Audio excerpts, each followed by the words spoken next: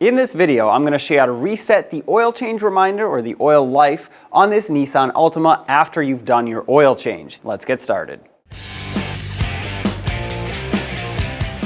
From inside the vehicle, turn the ignition to the on position.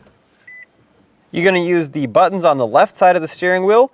Use this one right here, right next to the back button, and cycle through the menu until you get to the settings. You're then going to use this button to scroll up and down and press to select. Scroll down to maintenance and select that. You're going to go into service. Mine looks like it's been reset, but yours should have the mileage driven here since the last reset.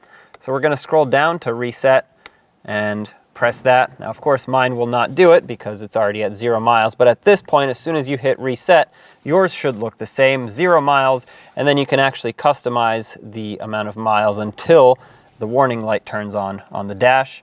And there you have it. The oil change reminder has been reset.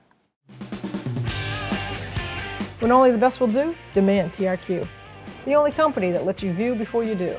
TRQ is committed to offering the highest quality aftermarket auto parts that are engineered for peace of mind. Thanks for using and viewing with TRQ.